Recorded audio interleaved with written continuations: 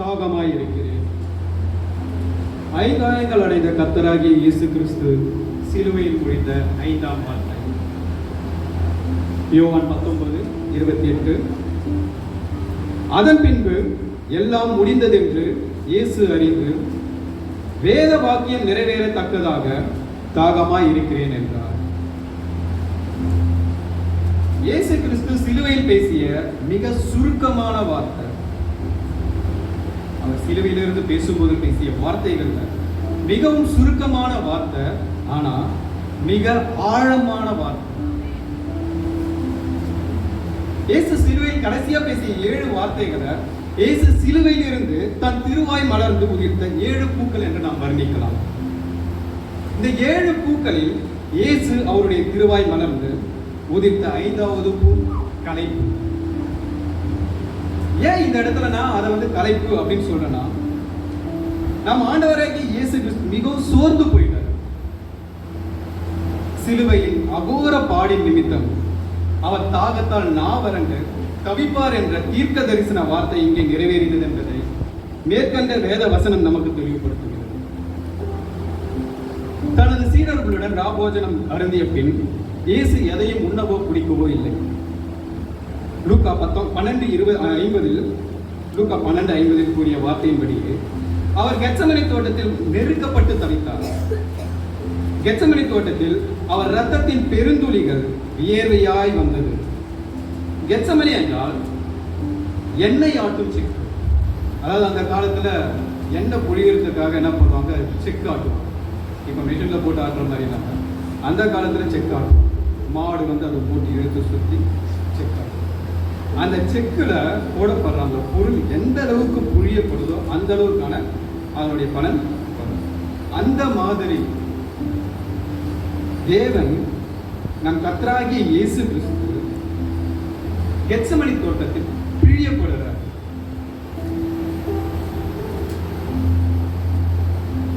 அவருடைய உடலும் மனமும் அந்த கெத்சமனே தோட்டத்துல பரிதவிக்குது. அடுத்து நடக்கவிருக்கிற கோரங்களை எண்ணி ரொம்பவே பரிதவிக்குது. அவருடைய உடலும் மனம் ரொம்ப பதைக்குது. அவர் மிகுந்த மனவியாகுலப்படுறார்.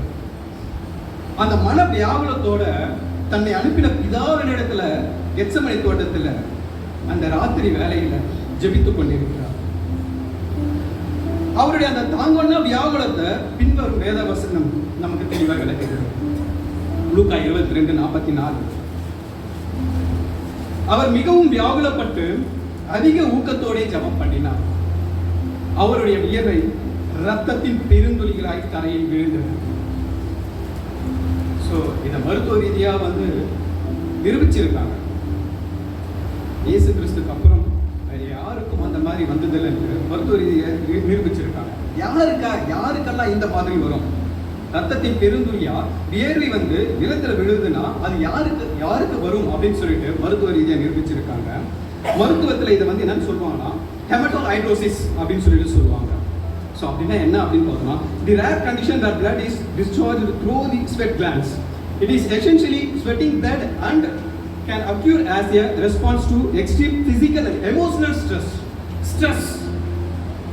அந்த கெத்சமனே தோட்டத்துல நம்ம ஆண்டவராகிய இயேசு கிறிஸ்து ரொம்ப மிகுந்த மன அழுத்தத்துக்கு ஆளானார். ஸோ நம்ம நார்மலாவே நம்ம நார்மலா இருக்கிற ஜனங்கள் நம்ம எடுத்துட்டோம்னாவே நாம கொஞ்சம் எமோஷனல் ஆனாலும், நாம கொஞ்சம் மன வேதனைப்பட்டாலோ, இல்லை நம்ம மன அழுத்தத்துக்குள்ள ஆளானாலோ நமக்கு என்ன ஆகும், நார்மலா ஸ்வெட்டிங் தான் ஆகும். அந்த ஸ்வெட்ல அவருடைய ரத்த நாளங்கள் வெடித்து, அந்த ரத்த நாளங்கள் வெடித்தது நிமித்தம் அந்த ரத்தமானது வியர்வை துளைகள் வழியா வெளியே வருது. வியர்வை துளைகள் வழியா வெளியே பூமியில சிந்துது. அப்படின்னும் போது அவர் எந்த அளவுக்கு மனவேதனை அடைந்திருப்பார். யாருக்காக இந்த மனவேதனை? கெத்சமனே தோட்டத்தில் யாருக்காக அவர் அவ்வளவு மனவேதனைப்பட்டார்? நம்ம ஒவ்வொருத்தருக்காக, நம்ம ஒவ்வொருடைய பாவத்தின் நிமித்தம் அவர் அந்த கெத்சமனே தோட்டத்துல மிகுந்த மனவேதனை அடைகிறார். இந்த ஜனங்களுடைய பாவத்தை சுமக்க போற இந்த நேரத்துல அவருக்கு நடக்கவிருக்கும் ஒவ்வொரு கொடுமையும் அவர் எண்ணி பார்க்கிறார். அடுத்து என்ன நடக்க போகுதுன்றது முதற்கொண்டு நம் தேவனாகிய இயேசு கிறிஸ்து அறிந்திருந்தார். இது மட்டும் இல்லை, யூதாசின் துரோகத்தால் காட்டி கொடுக்கப்படுகிறார். யூதாசின் துரோகத்தால் காட்டி கொடுக்கப்பட்ட நம் இயேசு இரவெல்லாம் ஒரு நொடி கூட இளைப்பாற விடாமல் வாட்டி வதைத்தார். கெத்செமனே தோட்டத்துல யூதாஸ் முத்தமிட்டு நம் இயேசுவை காட்டி கொடுக்கிறான். காட்டி கொடுத்ததுக்கு அப்புறம் போர் சேவர்கள் அவரை கைது பண்ணி கூட்டிட்டு போறாங்க. ஒரு நிமிஷம், ஒரு செகண்ட் கூட அவரை இளைப்பாறவிடார். கெத்செமனே தோட்டத்திலேயே அவர் என்ன பண்ணிட்டு இருந்தார்? தன் பிதாவிடம் வேண்டிக் கொண்டிருந்தார். சீடர்கள் தூங்கிட்டு இருந்தாங்க. பட் இவர் தன்னை அனுப்பின பிதாவினிடத்தில் வேண்டிக் கொண்டிருந்தார். சோ அங்கிருந்து அவரை கைது பண்றாங்க. இரவு முழுதும் அவரை இளைப்பாற விடாம வாட்டி வதைக்கிறாங்க. இயேசு நடுஇரவில் பிரதான ஆசாரியர் ஆகிய அன்னாவிடமும் அதன் பின் கயப்பாவின் அரண்மனைக்கும் பின்பு நீதிபதியாக பிலாத்துவிடமும் கொண்டு செல்லப்படுகிறார். ஒவ்வொரு இடத்துக்கும் அலைகழிக்கப்படுறாங்க. ஃபர்ஸ்ட் அண்ணா கிட்ட கூட்டிட்டு போறாங்க, அதுக்கப்புறம் அங்கிருந்து கயப்பாட்ட கூட்டிட்டு போறாங்க, கயப்பா கிட்ட அந்த பிலாத்து கிட்ட கூட்டிட்டு போறாங்க. ஒவ்வொரு இடத்துக்கு அலைகழிக்கப்படுறாங்க. பிலாத்துவும் அவரை ஏரோது கிட்ட அனுப்பி வைக்கிறான். ஏரோதுவும் அதே இடத்துல அவரை அவமானப்படுத்தி பிலாத்துடமே அனுப்புறான். கொஞ்சம் யோசிச்சு பார்ப்போம். ஒவ்வொரு இடத்துல அலைகழிக்கப்படுறாங்க. அந்த இரவு நேரத்துல ஆல்ரெடி அவருடைய பிளட் எல்லாமே ரத்தம் எல்லாமே என்னாச்சு? ரத்தத்தின் வேர்வையா வெளியே விழுந்துட்டு இருக்கு. அந்த நிலைமையிலும் சோர்ந்து போயிருக்காங்க. நம்ம நார்மலாவே பார்த்தோம்னா ஒரு மன அழுத்தத்துக்குள்ள ஆளானவங்க அடுத்த கொஞ்ச நேரத்தில் சோர்ந்து போயிடுவோம். நம்முடைய உடல் நம்முடைய சரீரம் ஒத்துழைக்காது. எந்த ஒரு விஷயத்துக்கும் ஒத்துழைக்காது. ஒரு பதட்டம் இருந்துட்டே இருக்கும். எதையும் நம்ம ப்ராப்பரா செய்ய முடியாது, எதையும் சரியா நம்ம செய்ய முடியும். ஆனா இந்த இடத்துல இயேசு அலைகழிக்கப்படுறாரு. ஏரோது கிட்ட பிலாத்து கிட்டமே அவர் ஏரோது பிலாத்து கிட்டமே திரும்பி அனுப்பி வைக்கிறாரு. பிலாத்து என்ன பண்றாரு? இயேசுவை விசாரிச்சு அவர் மேல ஒரு குற்றத்தையும் பிலாத்து காணல. ஒரு சின்ன ஒரு குற்றம் கூட அவர் மேல இல்லைன்றது பிலாத்துக்கு நல்லாவே தெரியும். ஆனால் வேத வசனத்தின் நிறைவேறுதலுக்காக பிலாத்து நம் ஆண்டவராகிய இயேசு கிறிஸ்துவை கொடூரமான போர் சேவர்களுக்கு கையில ஒப்பு கொடுக்கிறார்.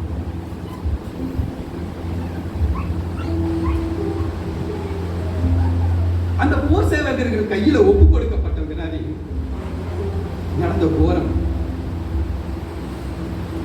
நம் ஆண்டவராகிய இயேசு கிறிஸ்து அவமானப்படுத்தப்படுறார். வாரினால் அடிக்கப்பட்ட 39 பெரிய காயங்களுடன் ஏறு உழுத நிலம் போன்ற பலனிழந்த அவருடைய உடலில் இருந்து ரத்தம் வெள்ளம் போல் புரண்டோடிற்று.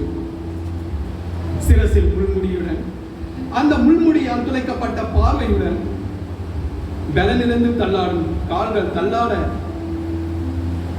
சிலுவை சுமந்து ஏறினார் கொல்கத்தா மலை மீது.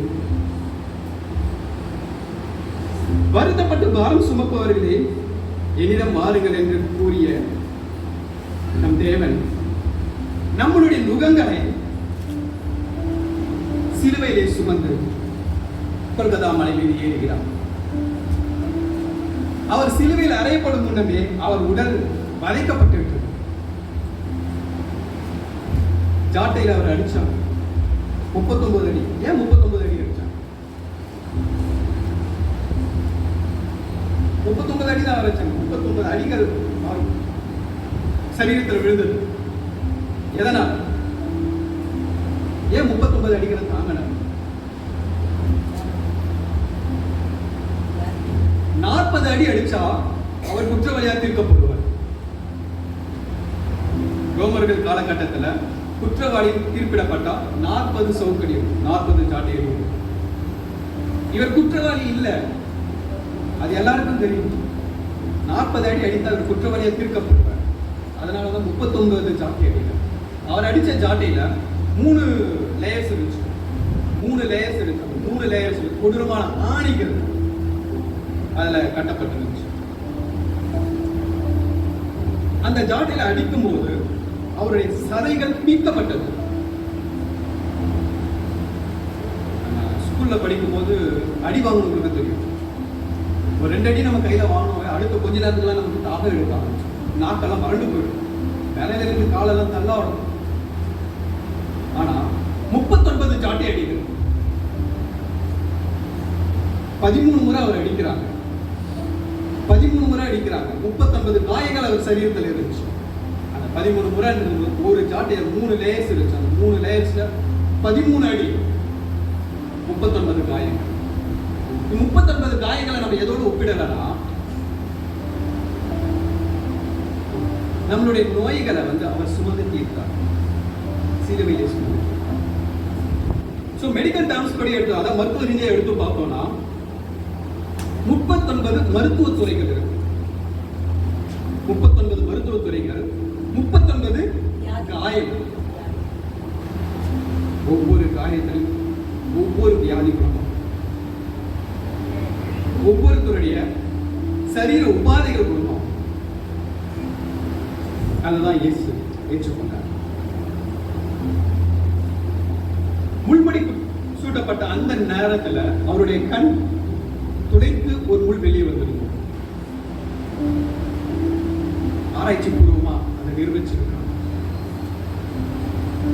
சோ அந்த பார்வை துடைத்து கொண்டு வந்த அந்த முள், அதனுடைய வலி வேதனை எப்படி இருக்கும்? சின்ன தூசி நம்ம கண்ணில் விழுந்தாவே கண்ணை போட்டு கசக்கிட்டு இருக்கும், கண்ணை உறுத்துதுன்னு சொல்லிட்டு. ஒரு முள் அவருடைய கண்ணை துடைத்து, அவருடைய பார்வையை துடைத்து, அவருடைய ஒட்டுமொத்த பலனையும் நிறைவேற்றி அவர் சிலுவைக்கு போறதுக்கு முன்னாடியே அவருடைய சரீரம் மொத்தமும் வதைக்கப்பட்டது.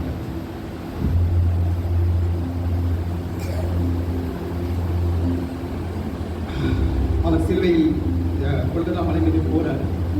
போனதுக்கு அப்புறம் என் நேசராகிய இயேசு கிறிஸ்து துயில் இருக்கிறாங்க. அவர் போட்டிருந்த அங்கியை இருக்கிறாங்க. சதைகள் பித்து அந்த அங்கியோடு வெளியே வர்றார், வதைக்கப்பட்டார். அவருடைய 2 கரங்களிலும் கால்களிலும் ஆணிகள் துளாவி சிலுவையில் இயேசு தொங்க விடப்பட்டார். இதனால இயேசு ரொம்பவே களைப்படைஞ்சார், ரொம்பவே வேதனை அடைஞ்சார்.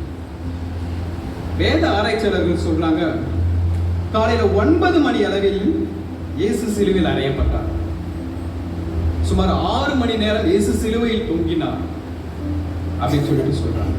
இதுல 3 மணி நேரம், ஃபர்ஸ்ட் 3 hours, முதல் 3 மணி நேரம் இயேசு கடுமையான வெயில்ல தொங்க விடப்படுறார். கொஞ்சம் யோசிச்சு பாருங்க, உடம்பெல்லாம் ஜாட்டையடி, முள்முடி, ரத்தம் வெளியேறிட்டு இருக்கு, வலி வேதனை. இந்த வலி வேதனையோட சிலுவையை சுமந்துட்டு மேல வந்தாச்சு, கொல்கத்தா மலை மீது வந்தாச்சு. வந்து அங்க ஆணிகளால் துளாவப்பட்டு தொங்க விடப்பட்டிருக்காரு. இதுல வெயிலின் தாக்கம், அந்த சரீரம் எப்படி துடிச்சுது,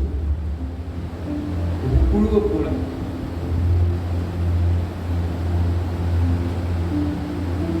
முதல் 3 மணி நேரம் வெயில்ல பாதிக்கப்பட்டார்.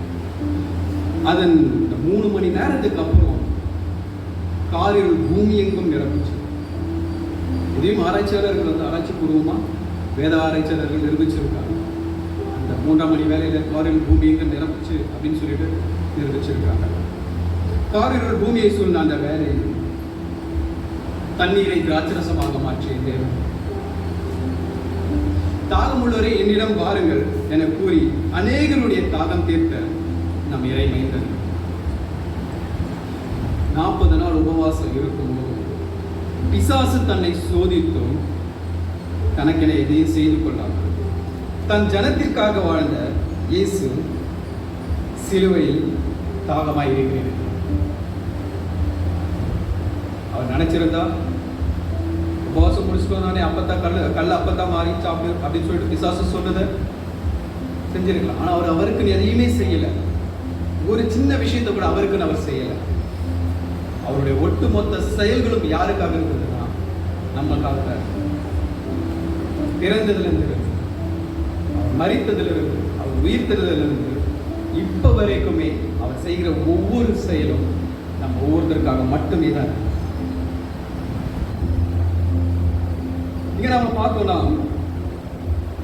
இயேசு எல்லாம் முடிந்தது என அறிந்து, இயேசு எல்லாம் முடிந்தது என அறிகிறாரு. ஃபர்ஸ்ட் புரிகிறாரு.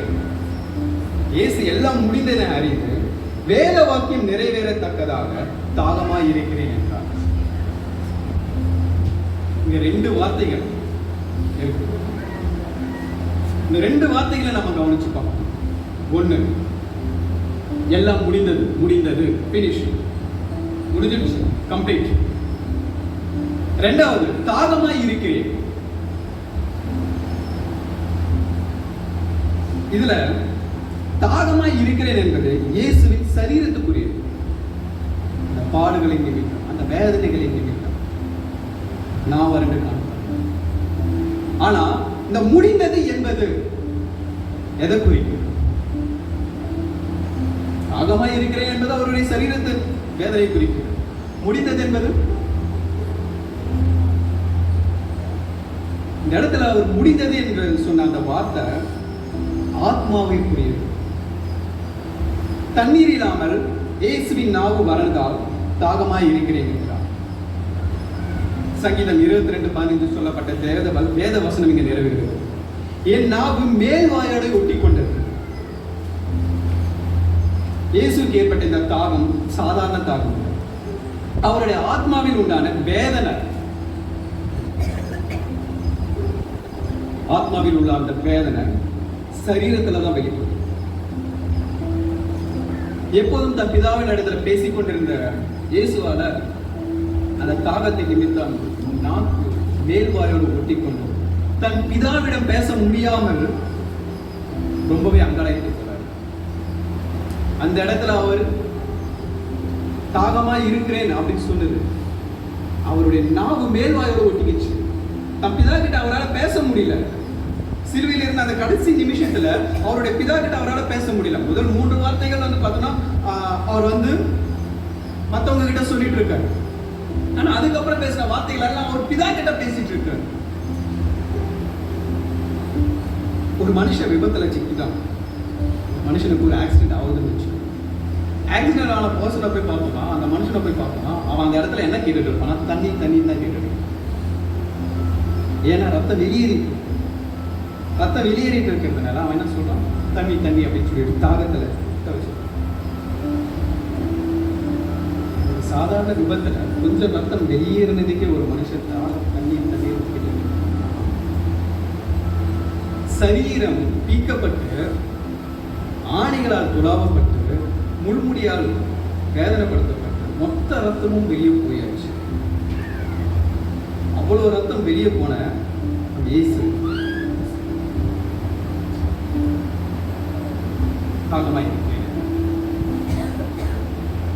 இங்கே நம் கர்த்தராகிய இயேசு கிறிஸ்துவின் ரத்தம் வாரினால் அடிக்கப்பட்ட காயங்களில் இருந்தும் முள்முடியில் குத்தி கிழிக்கப்பட்ட சிரசில் இருந்தும் ஆணிகளால் கடாய்ச்சிக்கப்பட்ட 5 காயங்களில் இருந்தும் வெளியேறியது. ஒரு மனுஷனோட உடம்புல 60% தண்ணீர் இருக்கும். அந்த 60% தண்ணீர் எங்கெங்க இருக்கும்? ஒரு மனுஷனுடைய உடம்புல 60% தண்ணீர் தான். அந்த 60% தண்ணீரும் பாடியில அப்படியே இருக்குது. ஒவ்வொரு ஆர்கன்ஸ், ஒவ்வொரு உறுப்புகள் இருக்கும். இந்த 60% தண்ணியானது, இந்த 60% தண்ணீர்ல 73%, அதாவது தண்ணீரின் போது திரவம் எல்லாமே சேர்ந்ததுதான். தண்ணீர் மட்டுமே கிடையாது, திரவ நிலையில் உள்ள அத்தனையும் சேர்ந்தது. சோ இந்த 73% திரவமானது, தண்ணீரானது எங்க இருக்குன்னா இருதயத்திலும் மூளையிலும் இருக்கு. அவ்வளவு தண்ணீர் வந்து இருதயத்துக்கும் மூளைக்கும் தேவைப்படுது. 83% நுரையீரலுக்கு தேவைப்படுது. 64% நம்ம ஸ்கின்க்கு தேவைப்படுது, தோலுக்கு தேவைப்படுது. 79% நம்முடைய கிட்னிக்கும் சிறுநீரகத்துக்கும் சதைக்கும் தேவைப்படுது. 31% எலும்பு மஜ்ஜைகளுக்கு தேவைப்படுது. சோ இந்த இடத்துல மொத்த நீரும் இயேசு சிலுவையில் அறையப்படும் முன்னே அவருடைய உடலில் இருந்து வெளியேறியது. இதை வேத ஆராய்ச்சியாளர்கள் நிரூபிச்சிருக்காங்க. ஒரு சாதாரண மனுஷனால இந்த சூழ்நிலையில உயிரோடு இருந்திருக்க வாய்ப்பு இல்லை அப்படின்னு சொல்லிட்டு மருத்துவ ரீதியாகவும் ஆராய்ச்சியாளர்கள் ஆராய்ந்து கண்டுபிடிச்சிருக்காங்க. மொத்த தண்ணீரும் வெளியே போயாச்சு. அப்ப எந்த பலன்ல அவர் அங்க இருந்தார்? பிதாவினுடைய பலன். பிதாவுடைய பலன் அவரை தாங்கியது. பிதாவின் சித்தப்படி பூமிக்கு வந்து தன் ஜனத்தின் பாவத்தை தீர்க்க பாவ நிவாரண பலியாக தன்னை ஒப்பு கொடுத்தார். தன்னை பூமிக்கு அனுப்பின பிதாவாகிய தேவன் தன்னை கொண்டு என்னென்ன காரியம் செய்ய வேண்டும் என்றும் என்னென்ன வார்த்தைகள் பேச வேண்டும் என்று கூறினாரோ அந்த அத்தனை வேலைகளையும் இயேசு திறம்பட செய்து முடித்தார்.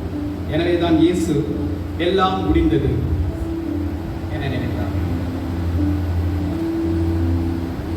அவர் தன் ஜனத்திற்காக செய்ய வந்த வேலையை, கடமையை அவர் செய்து முடித்தார்.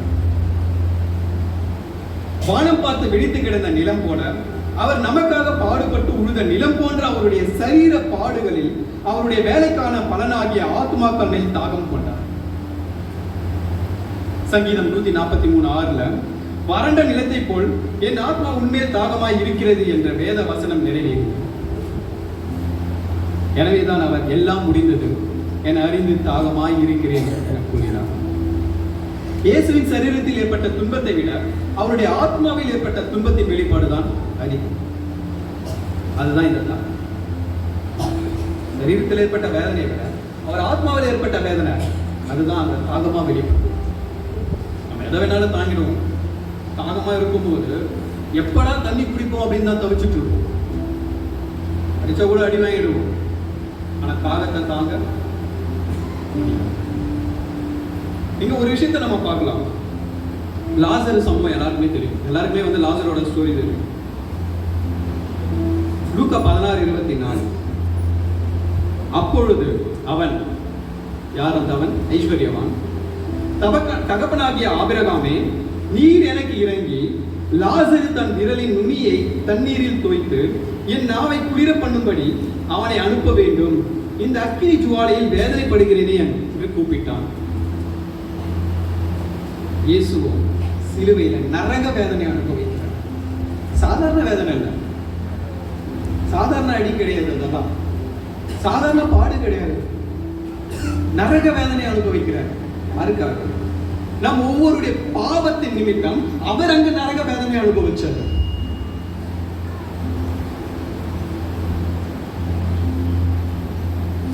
இயேசு கிறிஸ்துவால் சரீரத்தில் ஏற்பட்ட வியாகுலத்தை தாங்க முடியல. அவர் தனது பிதாவின் இடத்துல போய் சேரணும் விரும்புகிறார். முடியல அவரால். இன்னும் எவ்வளவு பாடுகள் அவரால் தாங்க முடியும்? தன்னை அனுப்பின பிதாவிடம் போய் சேரலாம். சங்கீதம் 42:2 கூறியபடி, என் ஆத்மா ஜீவனுள்ள தேவன் மேலே தாகமாய் இருக்கிறது, எப்பொழுது என் தேவனுடைய சந்நிதியில் வந்து நிற்பேன் என்ற வேத வாக்கியம் நிறைவேறவே தாகமாய் இருக்கிறேன் என்று கூறினார். இங்கே நாம் இயேசு கூறிய தாகமாய் இருக்கிறேன் என்ற இந்த வார்த்தையை ரெண்டு விதமா நம்ம பார்க்கலாம். பிலிப்பியர் 2:28 அவர் மனுஷரூபமாய் காணப்பட்டு மரண பரியந்தம், அதாவது சிலுவையில் மரண பரியந்தமும் கீழ்ப்படிந்தவர் ஆகி தம்மை தாமே தாழ்த்தினார். முதலாவது பாடுகள் வேதனைகளினாலே இயேசு மனுஷகுமாரனா இங்க வந்து வெளிப்பட்டு தாகமாய் இருக்கிறேன் என்று கூறினார். இரண்டாவது, வேத வசனத்தின்படி தன் காரியங்களை முற்றிலும் நிறைவேற்றின தேவகுமாரனாகிய அவருடைய வாழ்க்கையின் தீர்க்க தரிசனத்தின் நிறைவேறுதலாக தாகமாய் இருக்கிறேன் என்றார். ஒரு சமாரிய பெண்ணை தாகம் தீர்க்க வழி கூறிய நம் தேவனாகிய கர்த்தர் தாமே தாகமாய் இருக்கிறேன் என்று கூறுகிறார். சங்கீதம் 69:3 நான் கூப்பிடுகிறதால் இளைத்தேன், என் தொண்டை வறண்டு போயிற்று. சங்கீதம் 22:15 என் நாவு மேல்வாயோடு ஒட்டி கொண்டது. இந்த சங்கீதம் 22:14 பார்த்தோம்னா அவருடைய வயிறு எல்லாம் குடலெல்லாம் வந்து ஒட்டி கொண்டதுன்ற மாதிரி.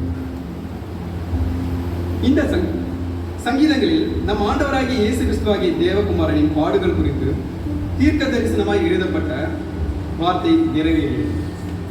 தாவீதுக்கு தெரியல, அப்போ எழுதிட்டாரு. ஆவியானவர் சொன்னாரு, தாவீது எழுதிட்டாரு. ஆனா அது யாரை குறித்து எழுதப்பட்டது? நம் தேவனாகிய இயேசு கிறிஸ்துவை குறித்து அவருடைய பாடுகளை குறித்து தான் அந்த காலகட்டத்திலே தாவீது வேண்டுகிறது. ஆண்டவராகி இயேசு கிறிஸ்துவின் வாயிலிருந்து வருகிற ஒவ்வொரு வார்த்தையும் சாதாரண வார்த்தையாக, அவர் தீர்க்க தரிசன, அதாவது ஒவ்வொரு வார்த்தையும் தீர்க்க தரிசனத்தின் வார்த்தை. அவை அத்தனையும் தீர்க்க தரிசன வார்த்தையின் நிறைவேறுகிறது. அவருடைய வாயிலிருந்து வந்த வார்த்தைகள் ஒவ்வொன்றும் நிறைவேறிடுச்சு. பிதாவின் சித்தப்படி பிதா என்ன சொன்னாரோ அதை தான் அவர் செஞ்சாரு. பிதா என்ன சொன்னாரோ அதை தான் அவர் சொன்னார். அவர் மனுஷீகத்திலிருந்து எதையும் அவர் போதிக்கல, மனுஷீகத்திலிருந்து எடுத்து அவர் எதையும் சொல்லல.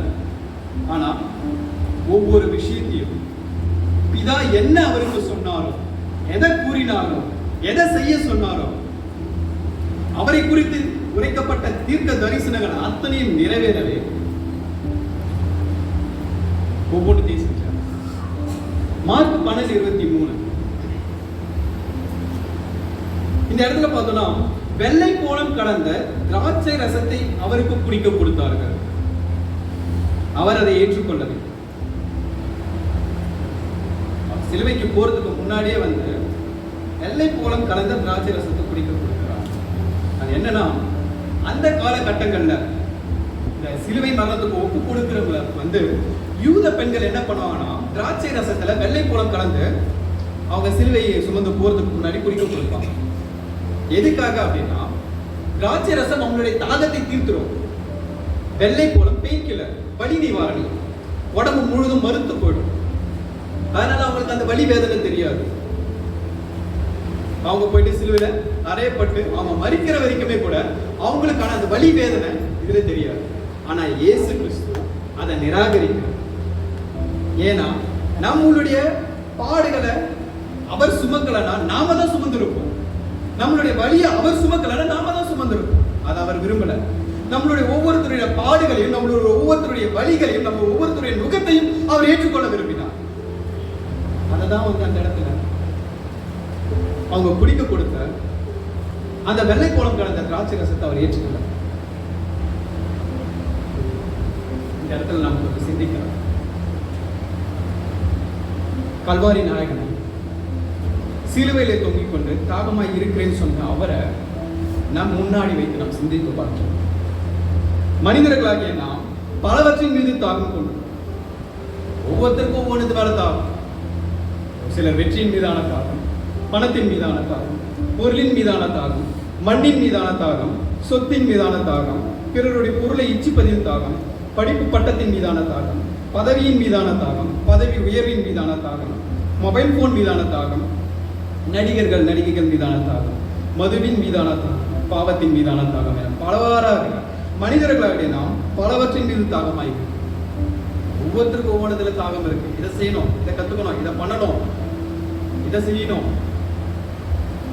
ஆனா நம் ஆண்டவராகிய இயேசு கிறிஸ்துவோ நமக்கு ஜீவ தண்ணீரை கொடுக்கவே கல்வாரியில் அவர் தாகமாய் இருக்கிறேன் என்று கூறினார். நமக்கு ஜீவ தண்ணீரை கொடுக்கவே அவர் கல்வாரியில் இருந்து தாகமாய் இருக்கிறேன் என்று கூறினார். நம் ஒவ்வொருடைய ஆத்மா மீதும் அவர் தாகம் கொண்டவராய் இருக்கிறார். இந்த உலகில் உள்ள ஒவ்வொரு ஆத்மாவின் மீதும் இயேசு கிறிஸ்து தாகமாய் இருக்கிறார். நம்ம மேல மட்டும், நம்ம மேல மட்டும், உலகத்தில் இருக்கிற ஒவ்வொரு மனுஷர்கள் மேலும் மனுஷிகள் மேலும் இயேசு கிறிஸ்து தாகமாய் இருக்கிறார். ஆத்ம தாகம். அந்த தாகத்திலும் கசப்பு கலந்த காடியை தான் அவருக்கு குடிக்க கொடுக்கிறார்.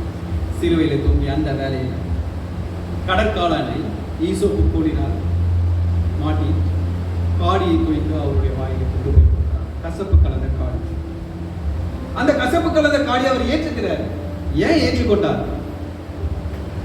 ஈழ கொடுத்த அந்த வெள்ளை போலம் கலந்த அந்த திராட்சை ரசத்தை வேணான்னு சொன்னார். அந்த கசப்பு கலந்த காடியை ஏற்றுக்கொள்ள காரணம் என்ன? நம்முடைய கசப்பான நுகத்தை அவர் ஏற்றுக்கொண்டார். நம்முடைய கசப்பான வாழ்க்கையை மதுரமாக மாற்றவே அவர் கசப்பு கலந்த காடியை ஏற்றுக்கொண்டார். வெளிப்பாடு 22:17 அவர் நம் மீது தாகமாய் இருப்பது போல நாமும் அவர் மீது தாகமாய் அவரை நாடி செல்லும் போது சிலுவையில் தாகமாய் இருந்த நம் நேசர் நமக்கு ஜீவ தண்ணீரை இலவசமாக கொடுக்கவே தாகத்தோடு காத்துக்கொண்டே இருக்கிறார். இன்றளவு சிறுவையில தாகமா இருக்கிறேன்னு சொன்னவர் இன்னைக்கும் நமக்கு ஜீவ தண்ணீரை இலவசமா கொடுக்கவே தாகமாய் காத்துக்கொண்டே இருக்கிறார். ஆகவே நாம் நம்மை அவருக்கு முற்றிலும் ஒப்பு கொடுத்து அவர் மீது தாகத்தோடு காத்திருக்கும். நம் தாகத்தோடு அவர் மீது காத்திருக்கும் போது இயேசு நமக்காக இன்றளவு தாகத்தோடு காத்திருக்கும். நமக்கான ஜீவ தண்ணீரை இலவசமாக கொடுக்க தாகத்தோடு காத்திருக்கும்.